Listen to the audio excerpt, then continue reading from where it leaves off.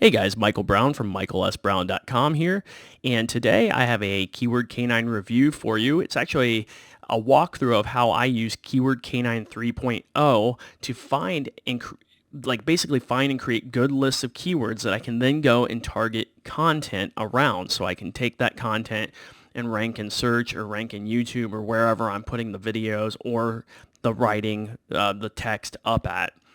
So I'm going to show you what I'm doing. And if you ever need to know more about this tool, if you own the tool, you can go right up to tutorials that's up here in the top right. And you can see, I think there's 6 or 7 different tutorial videos to show you things that I'm not going to cover in this video because there are a lot of cool things you can do with this tool.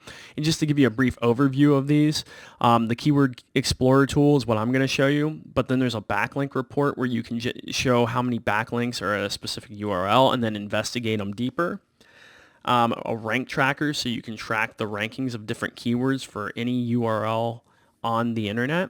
So you can put in a set of search parameters and then match that up against basically against the URL and see where they're ranking and track them week to week in search.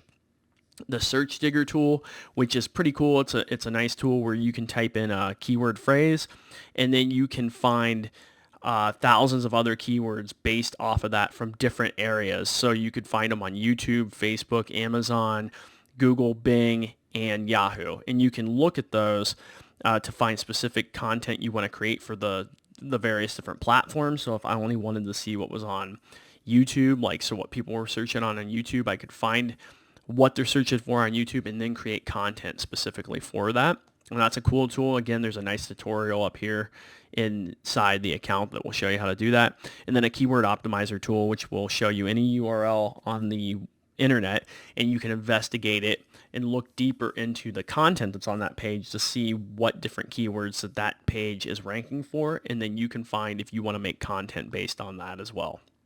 Okay, so those are just some things that you can do with this. What I'm going to show you is how I personally go through and find keywords just using the Keyword Explorer here. So first thing you need to do is have an idea of what you want to search for when you come in here. I'm going to search for rice cooker. Okay, so I want to investigate rice cooker a little closer, so I'm going to type that in. I'm going to leave it on my setting for United States because that's where I want the data from. You could select any country you want here, and then I'm going to explore. Now, sometimes the Explorer takes quite a while. Sometimes it's faster depending on several factors, including the speed of your internet. Mine came up pretty quick here, but it usually doesn't come up that quick. It usually takes about 30 seconds for me to generate a little list. And you can come down here, and once you have your list set up, you can do a couple things. The first thing I always do is I create a list. You just type in a name for a list, and I usually just use the keyword. So I would do rice cooker, and I would just create the list. And basically what that's going to be for is when I do find keywords down here that I like, I go over here to the keeper area and I select them to add to the list. And what this does is when I'm done doing my keyword research, I already have a nice list of keywords made that I know I want to make content for. It makes it extremely easy to do. And then you can sit there and download it at any time.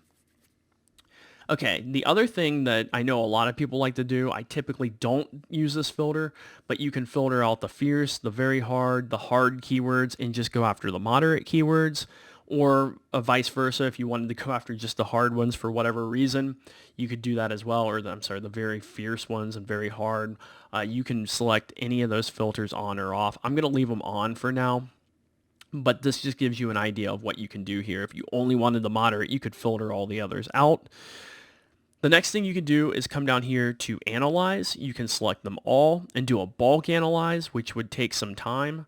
I think you can do like 100 at a time here. But I'm not going to bulk analyze. I just want to look at individual keywords for now. But just know that if you wanted to bulk analyze these, you could. So if you wanted to break down the competition, you could do that in a big mass setting. It does take some time though, so just be warned. So I'm going to actually unselect that, and I'm going to come down here to an individual keyword. I like this best rice cooker keyword. A couple things that stand out over here for me. I like that it has quite a bit of searches. and I want to investigate it a little more. So all you need to do is click the meter to the left of the keyword. So let's click that. And when I do, it shows that it's a very hard keyword and it's 55. It's ranked 55 out of 100. I kind of ignore that because what we need to do is actually look into this keyword a little more. And to do that, you just click the keyword, and then it's going to bring up a little list here of some metrics. In these metrics, I'm going to just cover the ones I typically use, and I'm going to not cover the ones I ignore. And again, if you need a better tutorial showing you all these different metrics, Amin with John Leger here has a nice tutorial covering that inside your account. Again, I look at the monthly searches. That's usually what I look at from here. Again, the difficulty. This shows you if there's any exact match domains available. I don't typically look at that, but if you wanted to basically brand your domain based on this keyword, if you wanted to build a new domain from scratch, then you would know if it's available or not. Again, I typically don't worry about it, but if you're worried about that, there you go. You can see if anything exists. And then over here, I look at the quoted result count. I don't put a lot of weight into this because it doesn't really matter how many competing pages there are in Google for this keyword. What we're worried about, and what you should worry about and focus on, is how difficult it is to compete with them. Not so much how many there are, just how difficult it is to compete. And the way I look at how difficult it is to compete, again, we get a brief overview here. This says it's 55 out of 100. Okay. But what I look at mainly is the average keyword canine rank for that page.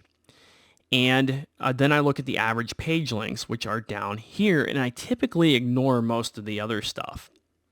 Okay, and I will show you a couple other things I look at. But again, so I look at the keyword canine rank for the page, and then I look at the average page links for that particular page. Now, let me explain what these two things are. The average keyword canine rank is a metric set up by the tool from 0 to 10, 0 being the weakest, 10 being the strongest, for how difficult it would be to rank against that page. So this has a 1, that's low. That doesn't scare me at all. But if I were to see a 6, 7, 8, 9, obviously the higher up till 10, I would be a little more concerned, and maybe I would put this keyword on hold for trying to compete with for a while, or I would plan a long-term strategy to compete for that keyword. And going down here to the average page links, this is the average links that are pointing back, so the backlinks pointing back to this specific page, or to the top 10 in Google. So the average out of the top 10 is 242. Now, what I also go down and look at is I look at the lowest page links for the top 5. Okay, so we can see that here. So 7. So the lowest site in the top 5 for that specific page is 7. And then I look at the lowest linking domain. In this case, it's 1. So that's low too. And I typically ignore the site-wide stuff. And the reason I ignore that is because if you have sites like Amazon and Walmart and Best Buy and name it, basically any type of authority site, they're always going to have millions of backlinks pointing at them at their main domain, but not the individual page. And yes, some of the ranking does obviously shoot up into the search engines because of the power from that main domain, from their root domain. But we want to specifically look at what's going on the page level, because that's really what we can compete against. Sure, we can boost our domain and all that at some point too, but the typical thing I look at first is how hard, how tough is that particular page from a backlink metric. So I look at those things, and then if I determine that I like the keyword, that I feel like it's weak enough, or that I can go basically take advantage of that, I always go down here and I look at the Google Trends report, and this just shows you how popular the keyword is over time, and it's on a scale from 0 to 100. So as you can see, I'm doing this at the very end of December or of 2015, and Best Rice Cooker has a very high search rate, so it's got 100 So it's a pretty popular item, and maybe with the holidays that might shoot up, but it was starting to shoot up there in November, and obviously in October it was pretty good, and all around, even in this weaker times, it's been in the 40s, and some dipped into the 30s here, but it's still a good metric to look at, and you can see the popularity. So over the last couple years, though, it's looked like a really good, solid keyword. So I would definitely be interested in this keyword. Now, if you saw it, it was just flatlined all through here. It might not be one that you wanted to go after. Um, and obviously your search volume will help you decide that too. If you see search volume, then, hey, still go after it. But this just gives you some correlation sometimes to see if you're making the right choice. Now down here, these are the top 10 ranking ranking pages in Google for this specific keyword. And again, you can see the keyword rank. Okay, so a metric 0 to 10, and then a trust flow and a citation flow. The higher these are, the harder it is to rank against usually. Typically what I look for, I typically like if I see a site that has a higher citation flow than a trust flow, that's good for me to rank against because there are some, I'm not going to get into all of it right now, but basically the trust flow, the higher the trust flow, the harder it is to compete against right off. But when the citation flow outweighs the trust flow, it's not as trustworthy of a site, at least in the eyes of Google. So that's typically what I look for. Again, I'm not going to dig too far into that right now. Basically, if these are good numbers, though, anything over 30 starts getting a little more difficult. So if you start seeing a bunch of 30s, they're hard to compete against. They're getting harder anyway. And how many, you can see the page links for this specific URL right here as well. So I just look down through this and I just make sure that it's something I can compete against. Again, here's like an Amazon link that only has 8 links from 7 different domains. Very doable. You can definitely compete in that. You can click show more on here to look at some of the terms they're ranking for, or some of their anchor text they're ranking for or ranking with. But I basically go down and I just look to see if anything's outstanding, like anything's crazy. And I like to look and find some sites kind of like, see like this, that's a top 10 review. This top 10 reviews, they're kind of an authority site, Best Buy authority site. Best reviews. Now this one I might look at as something and just see, okay, they don't have a whole lot of Keyword Canine rank here. They don't have a ton of citation flow and trust flow, and they only have 3 links from 3 different domains. So that might be something that I look at and I go, okay, that might be a little easier to rank for. So I just use this as a basic guide because typically I go after whatever keywords I want to go after anyway, but again, this has 6,600 searches a month. It's probably going to be a good one to go after. So even if you get somewhere in the top 10, you're going to get some traffic from that and probably some sales to your site. So guys, this is basically how I use Keyword Canine. And I know this isn't a total Keyword Canine review. It's just an overview of how I'm using it to find and create keyword lists. Again, when I do find keywords I like, I throw them on my keeper list.